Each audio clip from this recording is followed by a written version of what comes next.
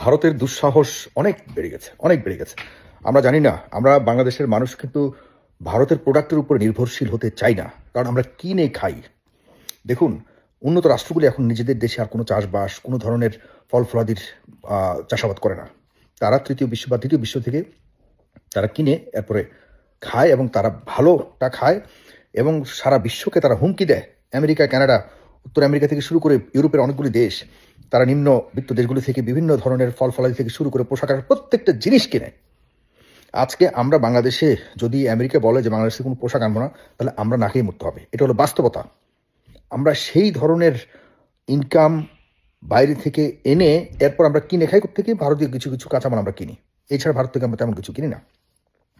এখন আমরা কিনে খাই, বিক্রেতা আমাদেরকে হুমকি দেয়, হুমকি দেওয়ার কথা বলে। আরে ক্রেতা হুমকি দেয় সবসময় যে তোমার কাছ থেকে কিনবো না, কারণ আমার তো অপশনস আছে। আমি এখন ইচ্ছা করলে তোমার কাছ থেকে না কিনে আমি চায়নার কাছ থেকে কিনবো, আমি রাশিয়ার কাছ থেকে কিনবো, আমি ইউরোপের কাছ থেকে কিনবো প্রয়োজনে, কারণ আমার পকেটে পয়সা আছে।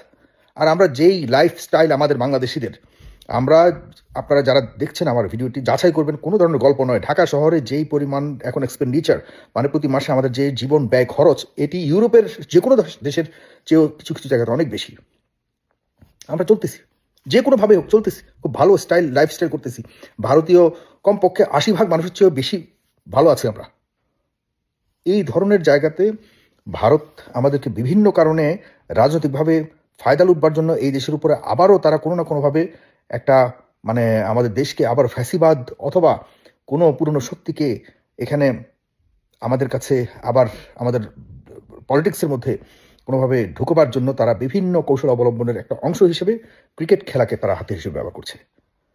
মুস্তাফিজ আমাদের দেশের ক্রিকেট প্লেয়ার, মুস্তাফিজকে তারা এবার আইপিএলে নেয়নি। আইপিএলে নিয়েছিল কিন্তু বাদ দিয়ে দিয়েছে তারা। কেন? কারণ হলো ভারতের উগ্রপন্থী, সেই বিজেপির উগ্রপন্থী এবং আরএসএসের উগ্রপন্থীরা যারা রয়েছে, তারা সবাই হুমকি দিয়েছে সরকারকে বা ক্রিকেট বোর্ডকে, ভারতীয়, যে মুস্তাফিজকে যেন কোনোভাবেই না রাখে। কারণ হলো সে বাংলাদেশি, কারণ হলো সে মুসলিম। এই ধরনের চিন্তার কারণে যদি একটা আন্তর্জাতিক, মানে প্রভাবশালী শক্তিশালী প্লেয়ারকে তাদের খেলা থেকে বাদ দিয়ে দেওয়া হয়, তারা কতটা নিকৃষ্ট মানসিকতার মানুষ হতে পারে, কতটা নিকৃষ্ট মানসিকতার মানুষ হতে পারে ভারত। ভারত আর কোনো স্বাভাবিক কোনো দেশের কাতারে পড়ে না। আমরা কোনোভাবে ভারতের এই ধরনের, মানে হুমকি, এই হুমকি ওই হুমকি, আলু দিব না, পেঁয়াজ দিব না, আরে বাবা মাগনা আনি তোমাদের কাছ থেকে। বরং আমরা যে ইলিশ দেই, আমরা যে এই যে চিকিৎসার নামে মিলিয়ন মিলিয়ন ডলার প্রতি বছর দিয়ে আসি, এগুলি দিয়ে তোমরা ভালো থাকো ভারতীয়রা, তোমরা ভালো থাকো। Because we go there and spend money each and every month. There are a lot of people goes to India to get just little service of treatment, and we pay a lot of money, huge money we pay. Just stop Bangladeshi people to spend money in India. Don't go there anymore. আমরা India আমাদের প্রতিবেশী রাষ্ট্র হিসেবে আমরা যতটুকু পরিমাণ আমরা সম্পর্ক রাখবো, একটা বর্ডার রিলেশন থাকবে, একটা এক্সচেঞ্জের ব্যাপার স্যাপার থাকবে। আমরা তাদের কাছ থেকে কত টাকার জিনিস আনি, তারা আমাদের কাছে কত টাকার জিনিস নেয়, এগুলো একটা ব্যালেন্স থাকতে হবে। আমরাই আনবো শুধু, তারা আমাদের কাছ থেকে কি নেয় তারা আমাদের কাছ থেকে। প্রত্যেকটা সেক্টরে তারা আমাদেরকে শোষণ করছে, including culture, including media, including আকাশ সংস্কৃতি, সব কিছুর মধ্যে তারা আমাদেরকে ডমিনেট করছে। এগুলিকে আস্তে আস্তে ইয়ে করে আমাদের জাতীয়তাবাদ যদি আমাদের মনের মধ্যে শক্ত করে আমরা স্থাপন করতে না পারি, আমাদেরকে কখনোই এগোতে দিবে না তারা, কখনোই না। এখন আবার নতুন করে আমাদের নতুন সরকারকে, নতুন এই সম্ভাব্য যে 24-এর পর যে পরিবর্তনের বাংলাদেশের আমরা স্বপ্ন দেখছি, সেটিকেও তারা নস্যাৎ করবার জন্য বিভিন্ন ধরনের ষড়যন্ত্র অংশ হিসেবে আইপিএল থেকে মুস্তাফিজকে বাদ দিয়ে দেওয়া হচ্ছে। আমি বলতে চাই আজকে সবাই একসাথে বলবেন, দয়া করে আইপিএলে কোনোভাবে খেলা যাবে না, খেলবো না। এবং বিশ্বকাপে যে ক্রিকেট বোর্ড চমৎকার সিদ্ধান্ত নিয়েছে ইতিমধ্যে, যে বিশ্বকাপে তারা ভারতে গিয়ে খেলবে না।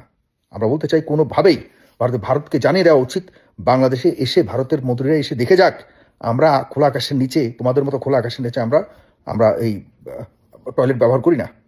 আমরা অনেক আগে, তোমাদের থেকে অনেক অ্যাডভান্স। আমরা শুধুমাত্র নিজেদেরকে ওই দেশে গিয়ে নিজেদের পার্সোনাল আর রাজনৈতিক ফায়দা লুটবার জন্য ওই দেশের মানুষদেরকে বা ওই দেশের পলিটিশিয়ানদেরকে আমরা মাথায় তুলে রেখেছি। হু আর দে?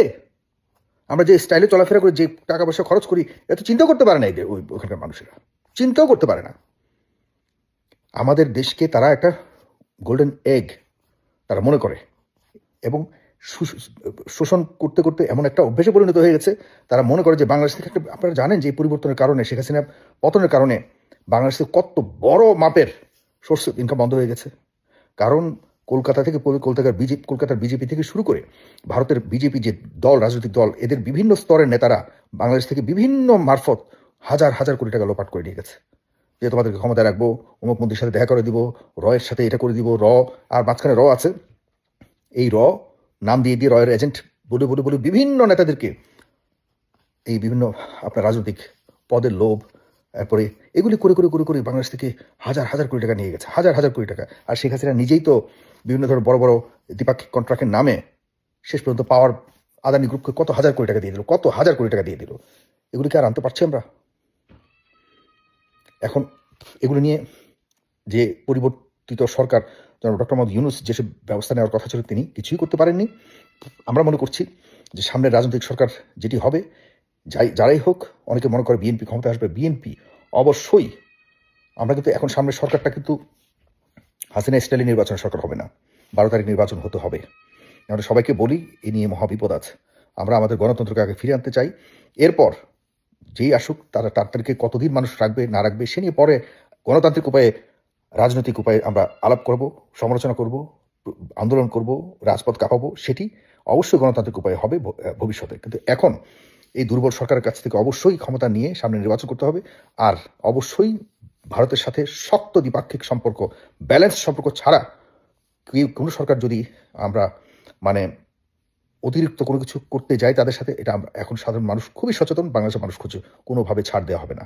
মাথায় রাখবেন, আমাদের 1,500 মানুষের রক্তের বিনিময়ে, জীবনের বিনিময়ে নতুন এই বাংলাদেশ আমরা পেয়েছি। এটি নিয়ে তাল বাহানা কোনোভাবে আমরা মানব না।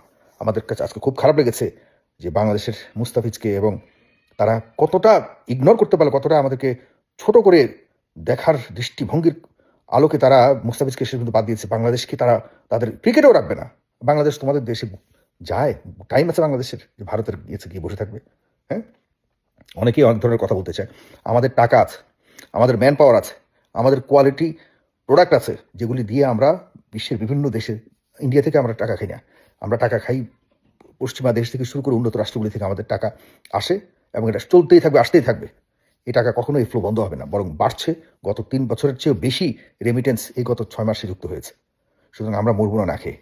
তোরা মরবি যদি জিনিস আমাদের কাছে বিক্রি করতে না পারিস, ভারতীয়রা।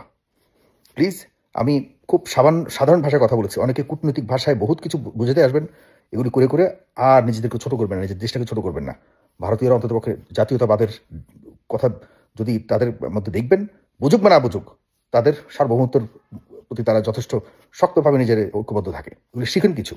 মোটা মোটা মাথা নিয়ে খালি কথা বলবেন না, নিজেদেরকে বড় বুদ্ধিজীবী মনে করে করে মানুষকে বিভ্রান্ত করবেন না।